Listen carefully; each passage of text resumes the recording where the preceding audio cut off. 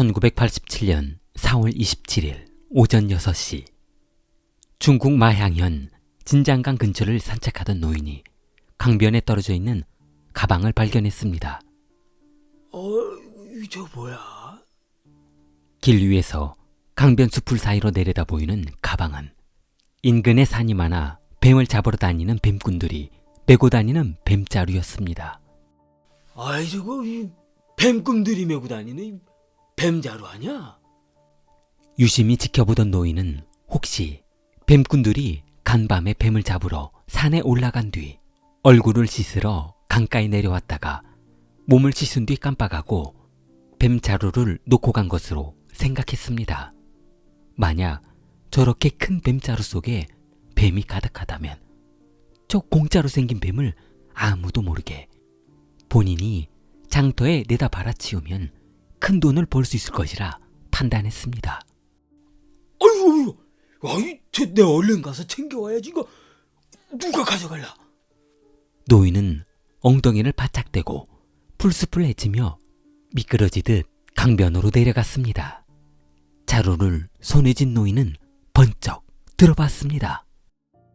그러나 생각보다 너무 무거운 자루는 그 힘으로 들어 올릴 수 없었습니다. 아무리 생각해도 뱀을 담아둔 무게는 아닌 것 같았습니다. 노인이 자루를 풀어봤습니다. 이게 뭐야?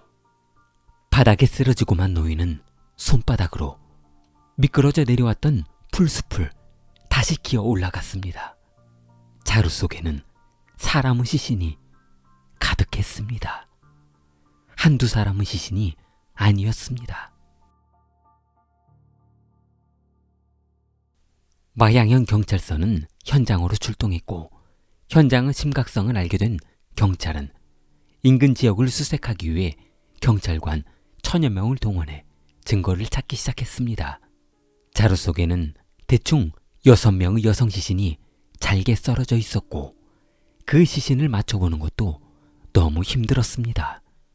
그러다 보니 시신의 신원을 확인하는 것도 어려움을 겪고 있었습니다.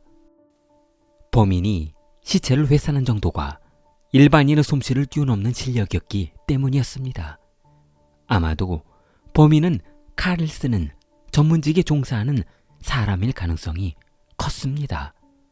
예를 들면 의사, 정육점 직원, 목수처럼 연장을 정교하게 사용할 수 있는 사람만이 이렇게 정교하게 시신을 훼손할 수 있다고 판단했습니다. 경찰은 시신의 훼손이 심해 사망자의 신원을 확인할 수 없자 그렇다면 인근에 실종된 사람이 있을 것이라는 판단에 실종자를 알아보기로 했습니다. 경찰청에서는 연쇄살인 사건이 발생한 정황을 알아보느라 분주했습니다. 마량현에서 접수된 실종 사건을 우선 조사했습니다. 마침 얼마 전 인근 경찰서에 접수된 실종 신고가 있어 그곳으로 가보았습니다. 여기에서 최근에 실종자가 접수된 것이 있다고 하던데 자료 한번 봅시다. 실종자를 접수한 구량현 경찰서에서는 실종 접수서를 보여주었습니다. 여기 있습니다. 이름은 스샤오롱이고요. 나이는 18살 여성입니다. 저쪽 시내 프라자 호텔 클럽에서 일하고 있는데 1987년 추석 때부터 쭉 그 호텔에서 일했었다고 하던데 얼마 전부터 갑자기 직장에서도 가족에서도 연락이 안 된다고 합니다. 경찰은 스샤오롱의 신원을 확인하려 했으나 그녀의 숙소에서는 특별한 것이라고는 남아있지 않았습니다. 어쩔 수 없이 그녀의 신원을 확인하기 위해 스샤오롱의 고향으로 향했습니다. 먼저 이런 사건이 발생하게 되어서 유감이라는 말씀을 먼저 드립니다. 스샤오롱의 집에는 넷째 여동생 막내가 마침 집에 있어 그녀에게 안타까운 언니의 실종 사건과 6구의 시체가 발견되어 있어 가족 중 누군가 같이 서로 동행한 후 사망자의 신원을 확인해 줄 것을 부탁했습니다. 이거 안타까운 사연으로 부탁을 드려서 죄송하게 됐습니다. 과학수사대에 경찰과 같이 도착한 막내 여동생은 시체를 유심히 살핀 후 울음을 터뜨리고 말았습니다. 아니, 그 먼 곳에 가서 돈 좀 벌어본다고 고생하더니 결국 이걸로 돌아올 거면 왜 집을 나가? 동생은 영안실에 주저앉아 통곡하며 울고 말았습니다. 동생은 경찰에게 시신의 헤어스타일과 몸매가 언니와 동일 인물이라고 했습니다. 경찰은 6구의 시체 중 이제 한 구의 신원만 파악했을 뿐 나머지 5명의 신원을 파악하는 것이 엄두가 나지 않았습니다. 이곳저곳으로 또 다른 실종자를 찾아다녀 봤지만 대부분의 실종자는 노인이나 어린아이들일 뿐이었습니다. 여성 실종 사건 접수는 없었습니다. 회의를 하던 경찰관들은 한참 동안 생각에 잠겼습니다. 그때 한쪽에서 사망자 시신을 확인하기 어려우니까 차라리 범인을 먼저 잡으면 범인이 어디에서 납치하고 살인했는지 알 수 있을 거 아닙니까? 그렇다면 사망자들 시신은 그냥 확인되는 것이고요. 루 형사, 정말 좋은 생각이야. 어차피 첫 번째 사망자의 신원이 확보가 되었으니 그녀를 따라갔거나 사귀었던 남자들 위주로 조사를 한번 해보도록 하지. 자, 어서 터져! 경찰은 그녀가 근무했던 프라자 호텔을 방문했습니다. 동료들에게 평소 그녀가 사귀고 있었던 남자친구가 있었는지 물어봤습니다. 그녀는 남자 손님을 접대하는 여성이라서 그동안 수많은 남성들과 관계를 맺었던 터라 동료들은 누가 누구인지도 몰랐습니다. 그런데 얼마 전 스샤오롱이 접대했던 한 남자 손님이 있었는데 일을 마친 후 호텔을 나갈 때 싸우는 듯한 소리가 났다고 했습니다. 그 손님은 이곳을 자주 방문하는 손님이라서 기억하고 있었는데 요 앞 길 건너 골목으로 가면 조그만 정육점이 나오는데 그곳 정육점에서 일하고 있는 텅신샨이라는 청년이라고 했습니다. 그래요? 고맙습니다. 경찰은 서둘러 정육점으로 향했습니다. 1987년 12월 6일 텅신샨은 정육점에서 일하던 중 경찰에 체포되었습니다. 경찰서로 끌려온 텅신샨은 두 손에 수갑이 채워진 채 텅씨, 왜 아가씨가 마음에 안 들었나? 그런다고 아가씨를 죽일 필요까지는 없었잖아. 아가씨가 마음에 안 들면 그냥 돌아가든지 바꿔주라고 하든지 할 것이지. 이게 어디 사람이 할 짓이냐? 지금 무슨 말씀하시는 거예요? 사람을 죽이다니요?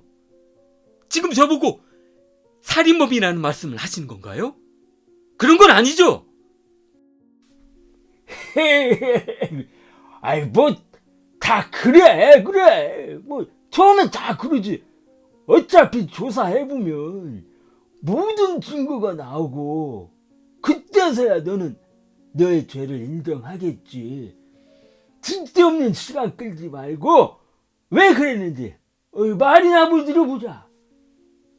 며칠 후 경찰서에서 조사를 마친 텅신샤는 사건 현장에 온몸에 포승줄이 묶여 있었고 두 손에 수갑이 채워진 채 사건 현장에 모형 칼을 들고 서 있었습니다. 경찰은 텅신샨이 칼을 들고 이곳저곳으로 이동하며 취하는 범행 행동 동작을 사진 찍기 바빴습니다. 한쪽에서 담배를 피우며 웃고 있던 담당 경찰관들은 안도 한숨을 쉬었습니다. 텅신샨이 나머지 5명도 모두 죽인 것으로 진술했기 때문이었습니다. 사건 현장에는 구경 나온 수많은 인파가 몰려들었고 구경꾼들 인파에 묻혀있던 사람 중 부인과 그 아들도 있었습니다.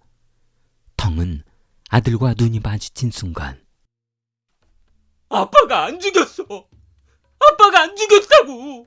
나는 아무도 죽이지 않았어.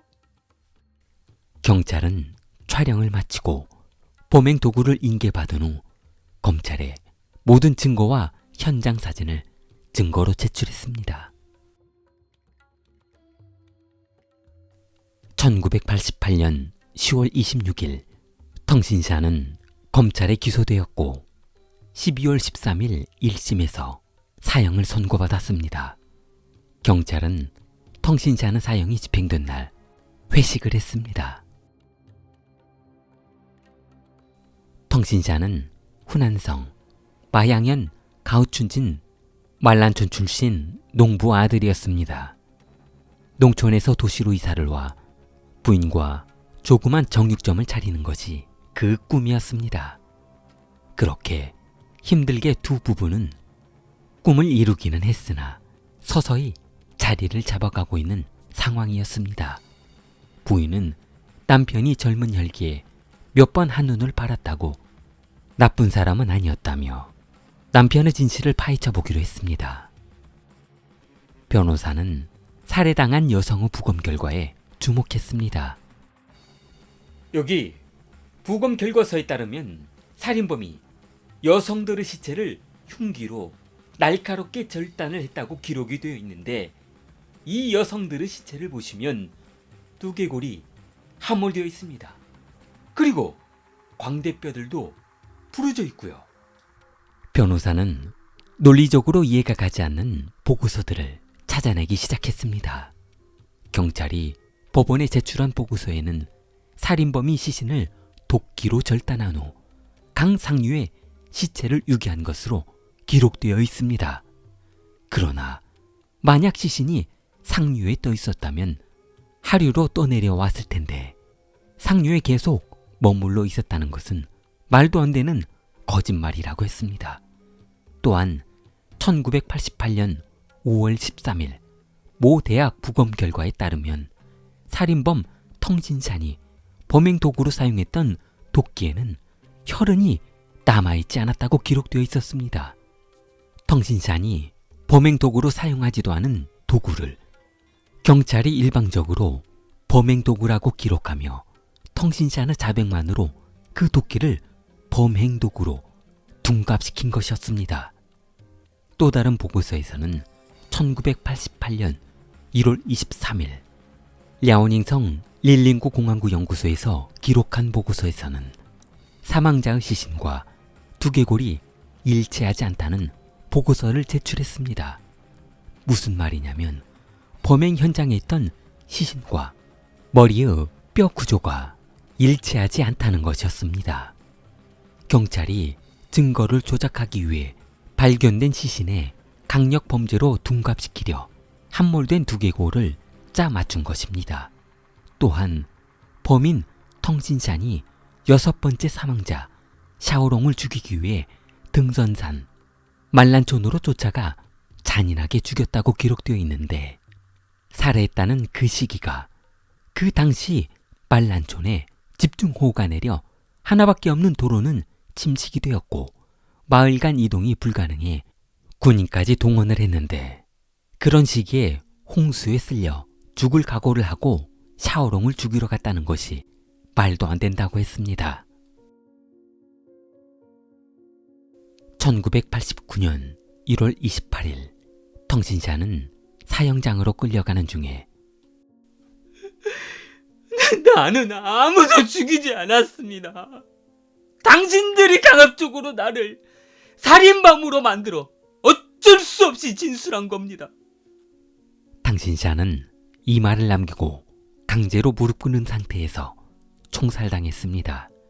하지만 텅신샤는 절규를 뒤로하고 사건은 마무리되어 연쇄살인범을 검거한 경찰관들은 특진을 하며 축제를 했습니다. 1994년 프라자 호텔 사장은 요즘 밤나무 사업이 잘 된다고 하니 호텔 사업과 별도로 밤 사업을 준비하고 있었습니다. 사장은 밤나무 농장을 구매하러 한 농장을 방문했습니다. 그런데 밤나무 농장을 한참 조사하고 있던 사장에게 안녕하세요, 사장님. 저 기억하시나요? 그때 언니가 살해당해서 한참 시끄러웠던 샤오롱 여동생입니다. 그러고 보니 그때 기억이 나네요. 사건 조사한다고 경찰하고 호텔에도 여러 번 왔다 갔었죠. 어떻게 부모님들은 잘 지내시죠? 에휴, 그때 마음 상처가 너무 크실 텐데. 아, 그게요. 언니가 돌아왔어요. 언니가 돌아오다니요? 죽은 언니가 어떻게 돌아와요? 아, 그게 어떻게 된 거냐면요. 사실 언니 샤오롱은 그 사건의 사망자가 아니었습니다. 90년대 들끓었던 인신매매단에 의해 납치가 되었던 것입니다. 사건 당일 프라자 호텔에서 남성 서비스 일을 마치고 혼자 숙소로 돌아가는 길 새벽에 인신매매범들에게 납치가 되어 1992년 산동성 산골 농촌으로 팔려가 혼인은 못한 농촌 총각과 강제 결혼을 해서 갇혀 살았던 것입니다.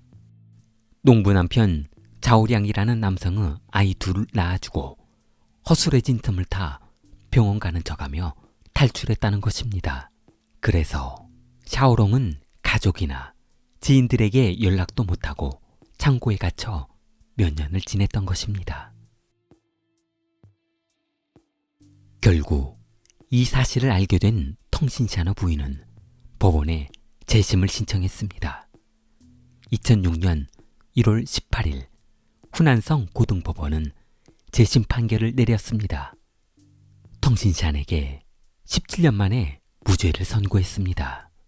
텅신샤의 딸과 아들은 배상금으로 70만 유엔, 한화 약 1억 2천만 원을 배상받았습니다. 좋아요, 구독 부탁합니다. 킬리였습니다.